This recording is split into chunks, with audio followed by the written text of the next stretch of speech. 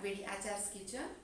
ಎಲ್ಲರಿಗೂ ಗೌರಿ ಗಣೇಶ ಹಬ್ಬದ ಹಾರ್ದಿಕ ಶುಭಾಶಯಗಳು.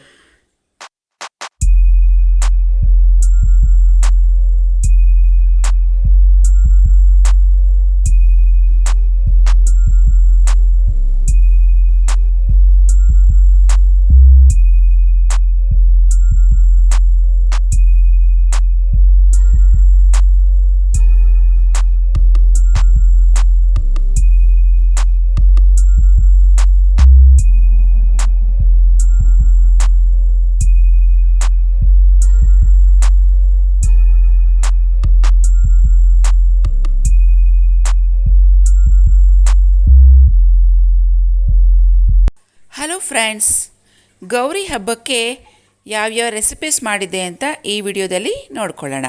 ಮೊದಲಿಗೆ ವೈಟ್ ರೈಸ್ ಮಾಡ್ಕೊತಾ ಇದ್ದೀನಿ.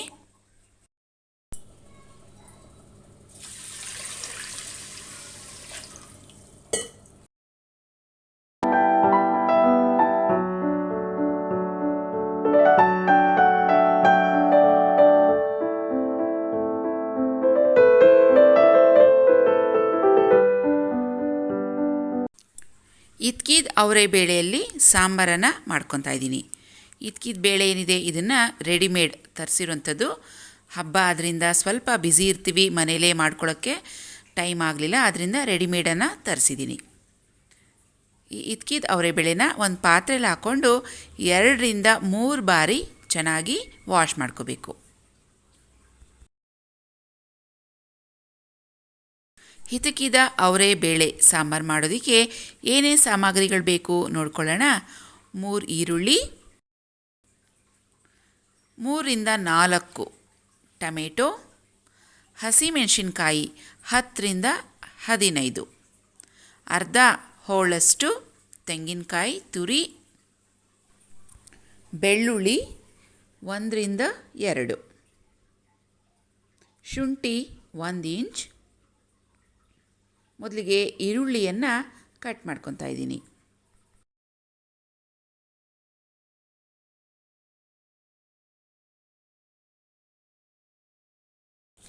ಕಟ್ ಮಾಡಿದಂಥ ಈರುಳ್ಳಿಯನ್ನು ಒಂದು ಪ್ಯಾನ್ಗೆ ಹಾಕೋಬೇಕು. ಇದಕ್ಕೆ 1 ರಿಂದ 2 ಟೀ ಸ್ಪೂನಷ್ಟು ಆಯಿಲನ್ನು ಸೇರಿಸ್ಕೊಳ್ಬೇಕು. ಹಸಿಮೆಣಸಿನ್ಕಾಯಿ ಇದು ಸ್ವಲ್ಪ ಚೆನ್ನಾಗಿ ಫ್ರೈ ಮಾಡ್ಕೋಬೇಕು. ಇದರ ಜೊತೆಗೆ ನಾನು 10 ಒಣಮೆಣಸಿನ್ಕಾಯನ್ನು ಸೇರಿಸ್ಕೊಳ್ತಾ ಇದ್ದೀನಿ. ಇಲ್ಲಿ ನಾನು ಹಸಿಮೆಣಸಿನ್ಕಾಯಿ ಹಾಗೂ ಒಣಮೆಣಸಿನ್ಕಾಯಿ ಎರಡನ್ನೂ ಹಾಕಿದ್ದೀನಿ. ಇಲ್ಲಿ 1 ಗ್ಲಾಸಷ್ಟು ಅಕ್ಕಿ, 3/4 ಗ್ಲಾಸಷ್ಟು ಉದ್ದಿನಬೇಳೆಯನ್ನು ರಾತ್ರಿಯೇ ನೆನೆಸಿ ಇಟ್ಟಿದ್ದೀನಿ. ಇದನ್ನು ಇವಾಗ ನುಣ್ಣಕ್ಕೆ ರುಬ್ಕೋತೀನಿ. ಇವತ್ತು ಹೋಳಿಗೆ ಮಾಡ್ತಾಯಿಲ್ಲ, ಅದ್ರ ಬದಲಾಗಿ ಸ್ವಲ್ಪ ಚೇಂಜ್ ಮಾಡ್ತಾಯಿದ್ದೀನಿ. ಸೊ ಹೋಳಿಗೆ ಹೂರಣ ಏನಿದೆ ಅದನ್ನು ಇಂದಿನ ರಾತ್ರಿಯೇ ನಾನು ರೆಡಿ ಮಾಡಿ ಇಟ್ಕೊಂಡಿದ್ದೀನಿ. ಈ ರುಬ್ಬಿರುವಂಥ ಮಿಶ್ರಣ ಏನಿದೆ ಇದರಲ್ಲಿ ಆ ಹೂರಣನ ಅದ್ದಿ ಡೀಪ್ ಫ್ರೈ ಮಾಡುವಂಥದ್ದು. ಇದೊಂದು ಸ್ವಲ್ಪ ಟೇಸ್ಟ್ ತುಂಬಾ ಚೆನ್ನಾಗಿರುತ್ತೆ. 1 ಟೀ ಸ್ಪೂನಷ್ಟು ಸಕ್ಕರೆ, ಅರ್ಧ ಟೀ ಸ್ಪೂನಷ್ಟು ಉಪ್ಪು, 1/4 ಟೀ ಸ್ಪೂನಷ್ಟು ಅಡುಗೆ ಸೋಡಾ ಇವಿಷ್ಟನ್ನು ಹಾಕಿ ಚೆನ್ನಾಗಿ ಮಿಕ್ಸ್ ಮಾಡಿಕೊಂಡು ಒಂದು ಅರ್ಧ ಗಂಟೆ ಹಾಗೆ ಇಟ್ಬಿಡೋಣ. ಇದು ತುಂಬ ಹುಳಿ ಬರಬೇಕು ಅಂತೇನಿಲ್ಲ, ರುಬ್ಬಿಟ್ಟು ಒಂದು ಅರ್ಧ ಗಂಟೆ ಆದರೆ ಸಾಕು. ಇದು ಆಂಧ್ರ ರೆಸಿಪಿ ನೋಡಿ. ಈ ಕಡೆ ಈರುಳ್ಳಿ, ಹಸಿಮೆಣಸಿನ್ಕಾಯಿ, ಒಣಮೆಣಸಿನ್ಕಾಯಿ ಎಲ್ಲ ಚೆನ್ನಾಗಿ ಫ್ರೈ ಮಾಡ್ಕೊಂಡಿದ್ದೀನಿ. ಇದಕ್ಕೆ ಒಂದು 2 ಪೀಸಷ್ಟು ಚಕ್ಕೆ ಸೇರಿಸ್ಕೊಳ್ಳಿ, 4 ರಿಂದ 5 ಲವಂಗ, 1 ಇಂಚಷ್ಟು ಶುಂಠಿ, ಬಿಡಿಸಿದಂಥ ಬೆಳ್ಳುಳ್ಳಿ 1 ರಿಂದ 2, ಹಾಗೆಯೇ ಅರ್ಧ ಹೋಳಷ್ಟು ತೆಂಗಿನಕಾಯಿ ತುರಿಯನ್ನು ಸೇರಿಸ್ಕೊಳ್ತಾ ಇದ್ದೀನಿ. ಇದಕ್ಕೆ ಒಂದು 2 ಟೇಬಲ್ ಸ್ಪೂನಷ್ಟು ಉರಿಗಡಲೆಯನ್ನು ಸೇರಿಸ್ಕೋಬೇಕು. ಜೊತೆಗೆ ಟೊಮೆಟೊ, 1 ಇಡಿಯಷ್ಟು ಕೊತ್ತಂಬರಿ ಸೊಪ್ಪು ಇವಿಷ್ಟು ಮಸಾಲೆನ ನುಣ್ಣಕ್ಕೆ ರುಬ್ಕೊಳ್ಳೋಣ.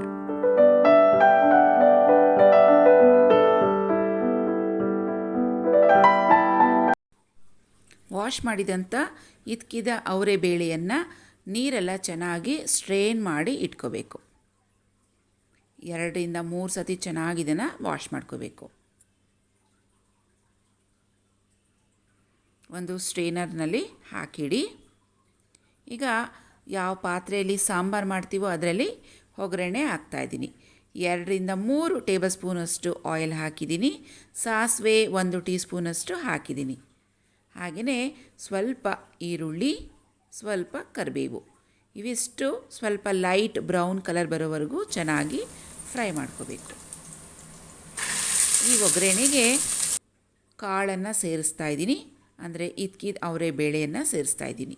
ನೀರು ಸ್ವಲ್ಪನೂ ಇರಬಾರ್ದು, ಚೆನ್ನಾಗಿ ಸ್ಟ್ರೇನ್ ಮಾಡಿ ಹಾಕೋಬೇಕು. ಇದನ್ನು ಸುಮಾರು 2-3 ನಿಮಿಷ ಚೆನ್ನಾಗಿ ಒಗ್ಗರಣೆಯಲ್ಲಿ ಫ್ರೈ ಮಾಡ್ಕೋಬೇಕು.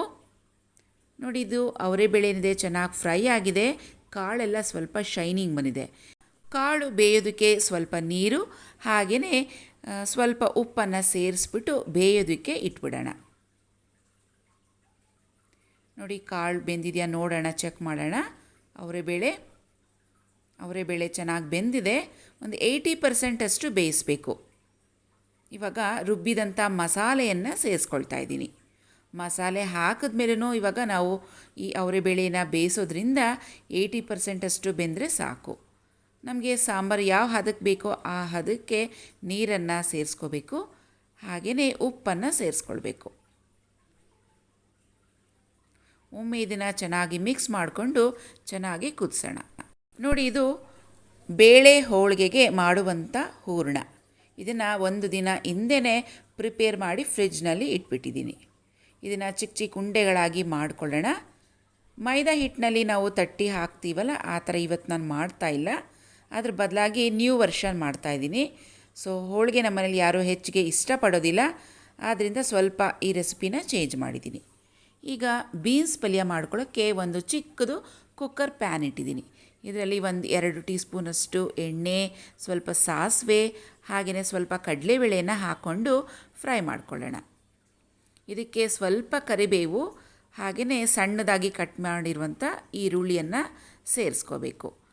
2-3 ಹಸಿಮೆಣಸಿನ್ಕಾಯಿ, ನಿಮಗೆ ಖಾರಕ್ಕೆ ಎಷ್ಟು ಬೇಕೋ ನೋಡಿಕೊಂಡು ಸೇರಿಸ್ಕೋಬೋದು. ಈರುಳ್ಳಿ ಸ್ವಲ್ಪ ಚೆನ್ನಾಗಿ ಫ್ರೈ ಮಾಡ್ಕೊಳ್ಳೋಣ. ಇದರಲ್ಲಿ ಕಟ್ ಮಾಡಿರುವಂಥ ಬೀನ್ಸ್, ಕ್ಯಾರೆಟನ್ನು ಸೇರಿಸ್ತಾ ಇದ್ದೀನಿ. ಮೊದಲೇ ವಾಶ್ ಮಾಡಿಕೊಂಡು ಆನಂತರ ಇದನ್ನು ಕಟ್ ಮಾಡ್ಕೊಂಡಿದ್ದೀನಿ. ನಮ್ಮ ಚರಣ್ ಕಟ್ ಮಾಡಿಕೊಟ್ಟಿರೋದು. ತರಕಾರಿ ಎಲ್ಲ ಸೇರಿಸಿದ ಮೇಲೆ ಇದಕ್ಕೆ ರುಚಿಗೆ ತಕ್ಕಷ್ಟು ಉಪ್ಪನ್ನು ಸೇರಿಸ್ಕೊಳ್ಳಿ. ಒಂದು ಅರ್ಧ ಟೀ ಸ್ಪೂನಷ್ಟು ಹಾಕಿದ್ರೆ ಸಾಕು. ಒಮ್ಮೆ ಈ ರೀತಿ ಚೆನ್ನಾಗಿ ಟಾಸ್ ಮಾಡ್ಕೊಳ್ಳೋಣ, ಅಥವಾ ಸ್ಪೂನ್ನಲ್ಲಿ ನೀವು ಮಿಕ್ಸ್ ಮಾಡ್ಕೋಬೋದು. ಇವಾಗ ಇದಕ್ಕೆ ಹಸಿ ತೆಂಗಿನಕಾಯಿ ತುರಿ, ಸ್ವಲ್ಪ ನೀರನ್ನು ಸೇರಿಸ್ಕೊಳ್ತಾ ಇದ್ದೀನಿ. ಹಾಗೆ ಕೊನೆಯಲ್ಲಿ ಕೊತ್ತಂಬರಿ ಸೊಪ್ಪನ್ನು ಸೇರಿಸ್ಕೊಂಡು ಒಮ್ಮೆ ಇದನ್ನು ಚೆನ್ನಾಗಿ ಮಿಕ್ಸ್ ಮಾಡಿಕೊಂಡು ಕುಕ್ಕರ್ ಲಿಡ್ಡನ್ನು ಕವರ್ ಮಾಡ್ಕೊಳ್ಳಿ. 1 ವಿಸಿಲ್ ಕೂಗಿಸಿದ್ರೆ ನಮಗೆ ಬೀನ್ಸ್ ಕ್ಯಾರೆಟ್ ಪಲ್ಯ ಈಸಿಯಾದ ರೀತಿಯಲ್ಲಿ ತಯಾರಾಗುತ್ತೆ. ನೀರು ಸ್ವಲ್ಪನೇ ಹಾಕಿರಬೇಕು. ಇವಾಗ ಕೋಸಂಬರಿಯನ್ನು ಮಾಡ್ಕೊತಾ ಇದ್ದೀನಿ. ಇದಕ್ಕೆ ಸೌತೆಕಾಯನ್ನು ಸಣ್ಣದಾಗಿ ಕಟ್ ಮಾಡ್ಕೊಂಡಿರಬೇಕು. ಎಷ್ಟು ಸಣ್ಣ ಕಟ್ ಮಾಡೋಕ್ಕೆ ಸಾಧ್ಯನೋ ಅಷ್ಟು ಸಣ್ಣ ಕಟ್ ಮಾಡ್ಕೋಬೇಕು. ಇದಕ್ಕೆ ಒಂದು ಅರ್ಧ ಕಪ್ಪಷ್ಟು ಹೆಸರುಬೇಳೆಯನ್ನು ನೀರಲ್ಲಿ ನೆನೆಸಿ ನೀರೆಲ್ಲ ಸ್ಟ್ರೇನ್ ಮಾಡಿ ಇಟ್ಕೊಂಡಿರಬೇಕು, ಅದನ್ನು ಸೇರಿಸಿದ್ದೀನಿ. ಕ್ಯಾರೆಟ್ ತುರಿ, ತೆಂಗಿನಕಾಯಿ ತುರಿ, ಹಾಗೆ ಒಂದೇ ಒಂದು ಹಸಿಮೆಣಸಿನ್ಕಾಯಿ, ಸ್ವಲ್ಪ ಕೊತ್ತಂಬರಿ ಸೊಪ್ಪು, ಅರ್ಧ ಹೋಳಷ್ಟು ನಿಂಬೆಹಣ್ಣು ಅಥವಾ ಮಾವಿನಕಾಯಿ ತುರಿನೂ ಹಾಕ್ಕೋಬೋದು, ಸ್ವಲ್ಪ ಉಪ್ಪು. ಇವೆಷ್ಟನ್ನು ಒಮ್ಮೆ ಚೆನ್ನಾಗಿ ಮಿಕ್ಸ್ ಮಾಡ್ಕೊಳ್ಳೋಣ. ಬೇಕಿದ್ದರೆ ಇದಕ್ಕೆ ಒಗ್ಗರಣೆ ಸಹ ಹಾಕ್ಕೋಬೋದು. ನಾನಿವತ್ತು ಒಗ್ಗರಣೆ ಹಾಕ್ತಾ ಇಲ್ಲ. ನಮ್ಮ ಕೋಸಂಬರಿ ರೆಡಿ ಆಯಿತು. ಈ ಕಡೆ ಬೀನ್ಸ್ ಪಲ್ಯ ಕೂಡ ರೆಡಿ ಆಯಿತು. ನೋಡಿ, ಈ ಕಡೆ ಸಾಂಬಾರಿಗೆ ಹಸಿ ಮಸಾಲೆ ವಾಸನೆ ಎಲ್ಲ ಚೆನ್ನಾಗಿ ಹೋಗೋವರೆಗೂ ಇದನ್ನು ಕುದಿಸ್ಕೊಂಡಿದ್ದೀನಿ. ಅವರೆ ಬೇಳೆನೂ ಚೆನ್ನಾಗಿ ಬೆಂದಿದೆ, ಸಾಂಬಾರು ಕೂಡ ಚೆನ್ನಾಗಿ ಬೆಂದಿದೆ, ಹಸಿ ವಾಸನೆ ಎಲ್ಲ ಹೋಗಿದೆ ಮಸಾಲೆದು. ಆವಾಗವಾಗ ಈ ಥರ ಮಿಕ್ಸ್ ಮಾಡ್ಕೊಳ್ತಾ ಇರಬೇಕು.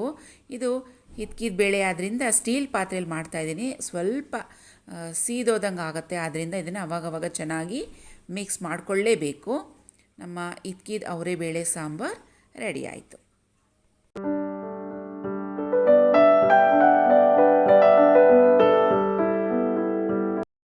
ನೋಡಿ, ನಾವು ಗೌರಿ ಪೂಜೆಗೂ ಬಾಗಿನ ಸಾಮಾನು ಅಂತ ಏನು ಹೇಳ್ತೀವಿ, ಅದರ ಜೊತೆಗೆ ನಾವು ಚಿಗ್ಲಿ ತಂಬಿಟ್ಟನ್ನು ಸ್ವಲ್ಪ ಇಡ್ತೀವಿ. ತಂಬಿಟ್ಟು ಏನಿದೆ ಅದು ನೆನ್ನೆನೇ ಪ್ರಿಪೇರ್ ಮಾಡಿಟ್ಟಿದ್ದೀನಿ. ಆದರೆ ಈ ಚಿಗ್ಲಿ ಏನಿದೆ ಎಳ್ಳಿನ ಉಂಡೆದು, ಎಳ್ಳು ವಾಶ್ ಮಾಡಿ ಹಾಕಿದ್ದೀನಿ. ಇದೊಂದು ಸ್ವಲ್ಪ ಹಸಿ ಇತ್ತು, ಚೆನ್ನಾಗಿ ಡ್ರೈ ಆಗಲಿ ಅಂತ ಹಾಗೆ ಬಿಟ್ಟಿದ್ದೆ. ಇವಾಗ ಚೆನ್ನಾಗಿ ಡ್ರೈ ಆಗಿದೆ. ಇದನ್ನು ಒಂದು ಮಿಕ್ಸಿ ಜಾರ್ಗೆ ಹಾಕ್ಕೊಂಡು ರಫ್ ಆಗಿ ಒಂದು 2 ಬಾರಿ ಮಿಕ್ಸರ್ ಮಾಡ್ಕೊತಾ ಇದ್ದೀನಿ. ತುಂಬ ನುಣ್ಣಗೆ ಮಿಕ್ಸಿ ಮಾಡೋದು ಬೇಡ. ಇದಕ್ಕೆ ಪುಡಿ ಮಾಡಿದಂಥ ಬೆಲ್ಲ ಒಂದು ಅರ್ಧ ಕಪ್ಪು ಅಥವಾ ಒಂದು 1/4 ಕಪ್ಪು, ನಿಮಗೆ ಸಿಹಿ ಎಷ್ಟು ಬೇಕೋ ನೋಡ್ಕೊಂಡು ಇದನ್ನು ಸೇರಿಸ್ಕೋಬೋದು. ಬೆಲ್ಲ ಸ್ವಲ್ಪ ಚೆನ್ನಾಗಿ ನುಣ್ಣಗೆ ಕುಟ್ಬಿಟ್ಟು ಆಮೇಲೆ ಮಿಕ್ಸಿಗೆ ಹಾಕ್ಕೋಬೇಕು. ಇವಾಗ ಇವೆರಡನ್ನೂ ಸೇರಿಸಿ ನಾನು ಮಿಕ್ಸಿಲಿ ಒಂದು 2 ರೌಂಡು ರುಬ್ಕೋತೀನಿ. ನೋಡಿ ಈ ರೀತಿ ಬಂದಿದೆ. ತುಂಬ ನುಣ್ಣಕ್ಕಾಗಿರಬಾರ್ದು, ಈ ರೀತಿ ಸ್ವಲ್ಪ ಎಳ್ಳು ಕಾಣಿಸ್ತಾ ಇರಬೇಕು. ಈ ರೀತಿ ಉಂಡೆಗಳಾಗಿ ಕಟ್ಕೊಂಡು ರೆಡಿ ಮಾಡಿ ಇಟ್ಕೊಳ್ಳೋಣ. ನಮ್ಮ ಚಿಗ್ಳಿ ರೆಡಿ ಆಗುತ್ತೆ ಗೌರಿ ಪೂಜೆಗೆ. ಹಾಗೆ ಇದು ನಾಗಪ್ಪನ ಪೂಜೆಗೆ, ನಾಳೆ ಗಣೇಶ ಹಬ್ಬ ಅಲ್ವಾ, ನಾವು ನಾಗರು ಮಾಡ್ತೀವಲ್ವ, ಅದಕ್ಕೂ ಸೇರಿಸಿ ನಾನು ಇವತ್ತೇ ಮಾಡ್ತಾಯಿದ್ದೀನಿ. ಅದರಲ್ಲಿ ಒಂದು 2 ಉಂಡೆ ಇವತ್ತು ಗೌರಿ ಪೂಜೆಗೆ ತೊಗೊತೀನಿ, ಮಿಕ್ಕಿರೋದನ್ನ ಹಾಗೆ ನಾಳೆ ನಾಗರಿಗೆ ಇಟ್ಕೋತೀನಿ. ಇವಾಗ ನಮ್ಮ ಸಿಹಿ ಹೂರ್ಣದ ಬೋಂಡ ಅಥವಾ ತೆಲುಗುಲಿ ಇದನ್ನು ಬೂರೆಲು ಅಂತೀವಿ. ಇದು ಹೋಳಿಗೆ ಯಾರು ಇಷ್ಟಪಡಲ್ಲ ಅಂತ ಹೇಳಿದ್ನಲ್ವ ನಮ್ಮ ಮನೇಲಿ, ಆದ್ದರಿಂದ ಈ ರೀತಿ ರೆಸಿಪಿಯನ್ನು ಮಾಡ್ತಾಯಿದ್ದೀನಿ. ಈ ರೀತಿ ರುಬ್ಬಿದಂಥ ಉದ್ದಿನಬೇಳೆ ಹಾಗೂ ಅಕ್ಕಿ ಹಿಟ್ಟನ್ನು ಆವಾಗಲೇ ರುಬ್ಬಿಟ್ಟಿದ್ವಲ್ಲ, ಅರ್ಧ ಗಂಟೆ ಮೇಲೆ ಆಗಿದೆ. ಇವಾಗ ಇದರಲ್ಲಿ ಒಂದೊಂದೇ ಹೂರ್ಣ ಏನಿದೆ, ತೊಗರಿಬೇಳೆ ಬೆಲ್ಲ ಹಾಕಿ ಹೂರ್ಣ ಮಾಡ್ತೀವಲ್ವ ಹೋಳಿಗೆಗೆ, ಅದೇ ಸೇಮ್ ಹೂರ್ಣ, ಬೇರೇನೂ ಚೇಂಜಸ್ ಇಲ್ಲ. ಆ ಹೂರ್ಣನ ಹಿಟ್ಟಿನೊಳಗೆ ಈ ರೀತಿ ಅದ್ಕೊಂಡು ಕಾದಿರುವಂಥ ಎಣ್ಣೆಲಿ ಹಾಕಿ ಚೆನ್ನಾಗಿ ಮೀಡಿಯಮ್ ಫ್ಲೇಮ್ನಲ್ಲಿ ಇದನ್ನು ಫ್ರೈ ಮಾಡ್ಕೊಳ್ಳೋಣ.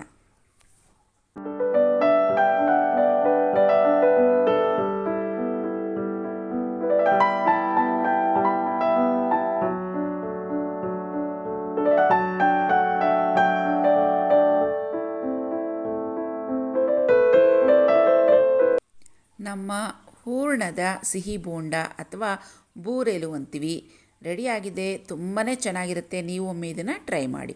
ಅಡುಗೆ ಎಲ್ಲ ಆಯಿತು. ಇವಾಗ ಪೂಜೆಗೆ ರೆಡಿ ಮಾಡ್ಕೊತಾ ಇದ್ದೀನಿ. ನೋಡಿ, ಬಾಗಿನ ಕೊಡೋದಕ್ಕೆ ಗೌರಮ್ಮನಿಗೆ ಎಲ್ಲ ರೆಡಿ ಮಾಡ್ಕೊಂಡಿದ್ದೀನಿ. ಇದರಲ್ಲಿ ಏನೇನು ಬಾಗಿನದ ಐಟಮ್ಸ್ ಇಡಬೇಕು ಅಂತ ನಾನು ನನ್ನ ನಾಗವೇಣಿ ಆಚಾರ್ಸ್ ಲೈಫ್ ಸ್ಟೈಲ್ ಚಾನಲ್ನಲ್ಲಿ ಅಪ್ಲೋಡ್ ಮಾಡ್ತೀನಿ. ಸೊ ಖಂಡಿತವಾಗಿಯೂ ನೋಡ್ತಾ ಇರಿ. ನನ್ನ ಪೂರ್ತಿ ಗೌರಿ ಹಬ್ಬದ ಪೂಜಾ ವಿಲಾಗನ್ನು ನಾನು ನಾಗವೇಣಿ ಆಚಾರ್ಸ್ ಲೈಫ್ ಸ್ಟೈಲ್ ಚಾನಲ್ನಲ್ಲಿ ಅಪ್ಲೋಡ್ ಮಾಡ್ತೀನಿ. ಸೊ ಮರೀದಿರ, ಮಿಸ್ ಮಾಡ್ದಿರ ನೋಡಿ, ನಿಮಗೂ ಕೂಡ ಯೂಸ್ ಆಗುತ್ತೆ. ಸೊ ಇದು ಈ ವರ್ಷದ ನಮ್ಮ ಗೌರಿ ಹಬ್ಬದ ಗೌರಿ ಅಲಂಕಾರ ಹೇಗಿದೆ ನೋಡ್ಕೊಂಡು ಬರೋಣ ಬನ್ನಿ.